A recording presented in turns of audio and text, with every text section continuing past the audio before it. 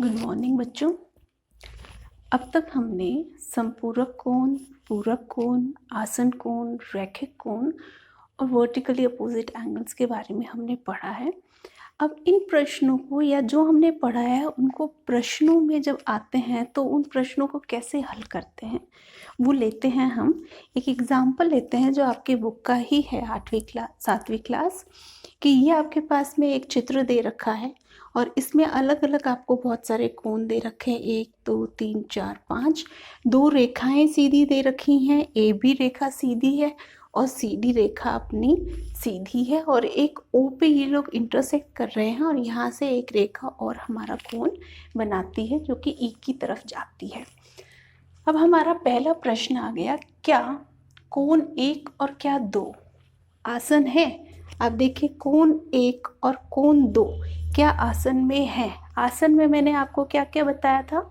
Vertex हमारा, शीर्ष हमारा समान होना चाहिए, एक भुजा हमारी उभयनिष्ठ होनी चाहिए और उभयनिष्ठ के विपरीत जो दूसरी भुजा होती है कोण की वो उभयनिष्ठ के विपरीत दिशा में होनी चाहिए। अब क्या ये तीनों इसको फॉलो कर रहा है? देखिए कोण 1 और कोण 2 में आप देखिए दोनों वर्टेक्स वो समान है। दूसरा हमने क्या बोली थी, हमारी भुजा उभयनिष्ठ होनी चाहिए, ओ सी इस कोण में भी है और इस कोण में भी है। दूसरी भुजा, दूसरा जो हमारा रूल है वो भी हमारा फॉलो अप हो गया। और तीसरा मैंने बताया था कि दोनों विपरीत दिशा में। आप देखिए एक इस तरफ हो रहा है और एक इस तरफ हो रहा है, मतलब कोई भी पॉइंट जो है उसको ये लोग आपस में शेयर नहीं कर रहे हैं। तो इसका मतलब हाँ हम लिख सकते हैं इसका, जब हम इसका हल करेंगे तो हम इसमें लिखेंगे हाँ। अब इसका कारण क्या है? अगर छोटा सा प्रश्न आता है ना तो सिर्फ हम हाँ लिखेंगे, अगर थोड़ा बड़े मार्क्स का ज़्यादा नंबर का आता है तो हम यहाँ पे रीज़न भी लिखेंगे। क्या क्या रीज़न लिखेंगे? दोनों में उभयनिष्ठ शीर्ष है, उभयनिष्ठ रेखा ओ सी है और दोनों ही जो ओ ए और ओ ई है वो विपरीत दिशा में है। इसी प्रकार हम दूसरा बिंदु लेते हैं, क्या कोण ए ओ सी और कोण ए ओ ई का आसन है? अब देखिए ए ओ सी और ए ओ ई, अब आप बताइए, इसमें भी वही 3 नियम हम देखेंगे। 3 पॉइंट्स देखिए, ए ओ सी ये छोटे वाला कोण और ए ओ ई ये पूरा बड़ा कोण। अब इसमें देखिए शीर्ष हमारे पास में ओ आ रहा है, सही है, एक भुजा हमारी उभयनिष्ठ हो रही है, भाई ओ ए हमारे इस वाले कोण में भी है और हमारे इस बड़े वाले कोण में भी है। सेकंड पॉइंट भी हमारा सही हो रहा है, सेटिस्फाई हो रहा है। तीसरा पॉइंट हमने क्या कहा था, जो उभयनिष्ठ भुजा है उसके विपरीत जो दूसरी भुजा है वो उनके विपरीत होनी चाहिए। तो यहाँ पे देखिए ओ ए इस कोण की भुजा भी इसी तरफ है और इस कोण की भुजा भी इसी तरफ है, दोनों की भुजा एक ही तरफ हो गई ना, मतलब they are sharing the points. ये वाला जो पोर्शन है ये वाला ये इस बड़े वाले कोण में भी आ रहा है, इसका मतलब ये हमारे आसन कोण नहीं होंगे। तो यहाँ पे जब हम इसका हल लिखेंगे तो इसमें पूरा इसका उत्तर लिखेंगे नहीं, इसका रीज़न लिखेंगे हम लोग क्यों नहीं है, क्योंकि यहाँ पे भी लिखेंगे शीर्ष उभयनिष्ठ है, एक भुजा ओ ए उभयनिष्ठ है पर उभयनिष्ठ भुजा के विपरीत में दूसरी भुजा उभयनिष्ठ भुजा के विपरीत में नहीं है, इसलिए ये जो 2 कोण हैं ये दोनों हमारे आसन कोण नहीं है।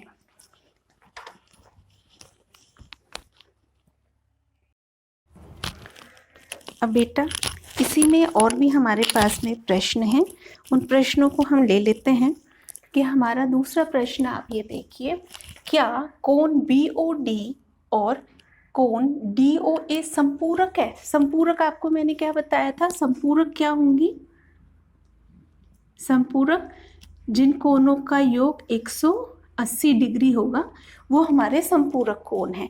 तो यहाँ पे हमें देखना है कि संपूरक कोण है कि नहीं है। अब यहाँ पे हमें कोणों का तो नाप नहीं दे रखा है, पर हमने इसी में दूसरी चीज एक और पढ़ा हुआ था, अगर आपको याद हो तो हमने पढ़ा था रैखिक युग्म। रैखिक युग्म में हमने कहा था कि एक सीधी रेखा का निर्माण होता है और जो एक सीधी रेखा है वो 180 डिग्री का निर्माण करती है। यहाँ पे अब हमें देखना है कि सीधी रेखा कौन सी है।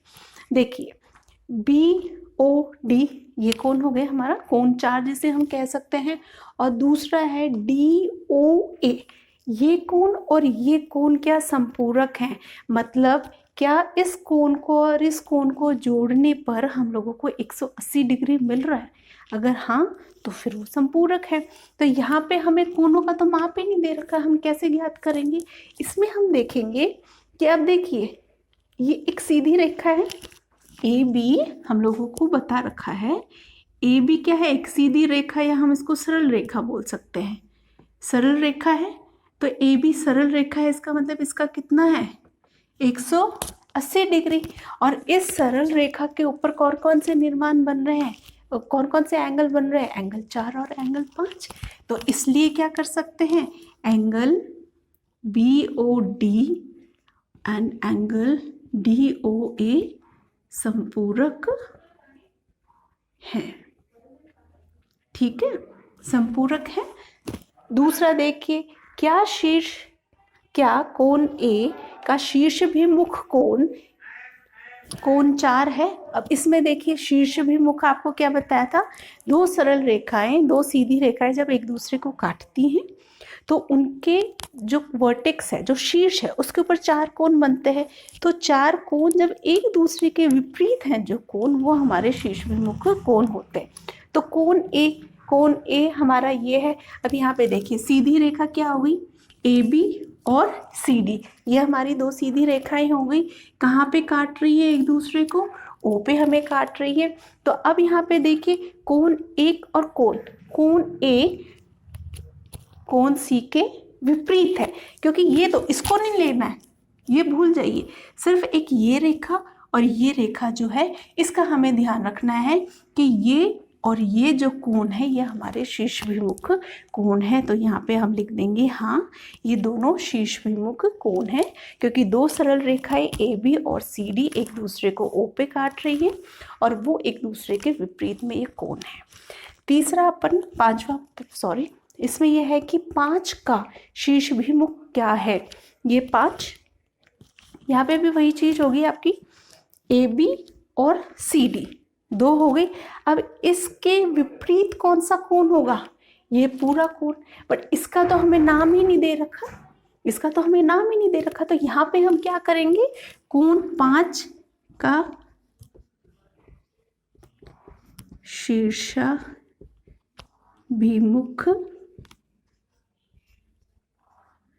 कोण क्या होगा, angle 2 plus angle 3, angle 2 plus angle 3। क्यों, क्योंकि एंगल 5 के विपरीत ये दोनों का योग जो है वो हमारे कोण 5 के शीर्षभिमुख कोण होगा।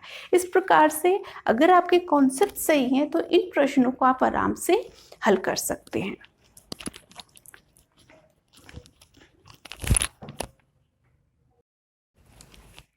देखिए बेटा, एक सवाल और हम लोग, ये भी हमारी किताब का ही सवाल है। यहाँ पे हम लोगों को एक चित्र दे रखा है, 1 2 3 4 5 कोण दे रखे हैं, और हमसे पहला जो पूछा है वो पूछा है शीर्षभिमुख कोण है। इनमें हमें ये ज्ञात करना है कौन कौन से अपने शीर्षभिमुख कोण हैं। तो अपनी सुविधा के लिए हम इनको चलो एक नाम दे देते हैं। जैसे मैंने इसको नाम दे दिया ए, ये ए हो गई मेरी, ये सीधी रेखा दिख रही है, ये बी हो गई, ये सी है, ये डी है और ये मेरा ई है। ठीक है, ऐसे मैंने बना लिया। अब इसको नाम दे दिया, इजी हो जाए मेरे पास में लिखने के लिए। अब सबसे पहले शीर्षभिमुख कोण, आपको बताया था अभी शीर्षभिमुख कोण क्या है, दो सरल रेखाएं जब आपस में एक दूसरे को काटती हैं तो जो काटती हैं उस शीर्ष के ऊपर जो विपरीत दिशाओं में जो कोण बनेंगे वो हमारे शीर्षभिमुख कोण होंगे। अब देखिए इसमें सरल रेखा, ये ए बी और सी डी, ये दो ही हमारी सरल रेखा, ये तो हमारी सरल रेखा है ही नहीं, क्योंकि ये तो एक्स्ट्रा में आई है। तो यहाँ पे आप देखिए कि हमारे पास में, यहाँ हम क्या करेंगे, अगर हमारे पास में हम लिख सकते हैं A B and C D क्या है हमारी सरल रेखा। ठीक है, ये दोनों हमारी सरल रेखा हो गई। अब हम लोगों को शीर्षभिमुख कोण है, तो अब इसके ऊपर कोण बता दीजिए आपके कौन कौन से कोण हैं। कोण 1 एंड कोण 4 हमारा शीर्षभिमुख कोण है, क्योंकि हमारी ये रेखा और ये रेखा, इसको नहीं देखिए, इसको भूल जाइए कि हमारे पास में कोई है ही नहीं, कुछ है ही नहीं। तो यहाँ पे देखेंगे तो ये कोण और ये कोण शीर्षभिमुख कोण है, और ये कोण और ये पूरा कोण हमारे शीर्षभिमुख कोण है। तो हम क्या लिख देंगे, एक पेयर तो हमारे पास ये हो गया, दूसरा पेयर हो गया एंगल 5 और एंगल 2 प्लस एंगल 3। ठीक है, अब हमारे पास में दूसरा सवाल देखिए। दूसरा हमारे पास में रैखिक युग्म है। रैखिक युग्म में क्या कहा था, सीधी दो जोड़ा, दो या दो से ज़्यादा भी हो सकते हैं, पर जब उन कोणों का योग 180 डिग्री हो तो फिर वो हमारा रैखिक युग्म है। यहाँ पे आप देखिए, सबसे पहले देखिए ए बी सरल रेखा है, ए बी सरल रेखा है। इसका मतलब सरल रेखा के ऊपर जितने भी कोण बनेंगे ना, वो सारे कोण हमारे रैखिक युग्म में आ जाते हैं, लीनियर पेयर इक्वेशन हो जाती है वो हमारे। उसको हम लोग क्या करें, linear pair equation short form ये कर सकते हैं। अब ए बी के ऊपर देखिए, ए बी के ऊपर एंगल 1 एंड एंगल 5 हमारे रैखिक युग्म हो गया, क्योंकि इस सीधी रेखा के ऊपर हमारा ये कोण और ये कोण बन रहा है, जिसका योग कितना होगा, 180 डिग्री हो जाएगा। दूसरा इसी रेखा के ऊपर देखिए, ये तो ऊपर की तरफ बन रहा है, अब इसमें नीचे की तरफ भी तो कोण बन रहे हैं ना नीचे, तो कौन कौन से हो गए, 2 एंगल 3 और एंगल 4, ये हमारे रैखिक युग्म हो गए। दूसरी हमारी रेखा देखिए, क्या रेखा है, सी डी देखिए। अब सी डी में आप देख सकते हैं, इसको मैं थोड़ा यहाँ पे लिख देती हूँ, सी डी सरल रेखा मान लीजिए। अब सी डी में देखिए कौन कौन से कोण बन रहे हैं, ये दोनों कोण हमारे सी डी में बन रहे हैं, ये सीधी रेखा है, ये दोनों कोण हमारे बन रहे हैं। तो एंगल 4 और एंगल 5 क्या हो गए, हमारे रैखिक युग्म हो गए। और दूसरा हमारा पेयर क्या हो गया, ये तो ऊपर की तरफ हो गया सीडी में, सीडी के नीचे की तरफ कौन कौन से हो गए, एंगल 1, एंगल 2 और एंगल 3, ये हमारे रैखिक युग्म लीनियर पेयर हमारे हो गए। अब इनमें बेटा यही चीज़, आप इक्वेशन नहीं लिखेंगे, इसमें बस आप यही चीज़ याद रखना कि रैखिक सीधी रेखा है, सीधी रेखा के ऊपर बनने वाले जितने भी कोण है वो हमारे रैखिक युग्म हो गए। इस प्रकार से आप इन प्रश्नों को हल कर सकते हैं।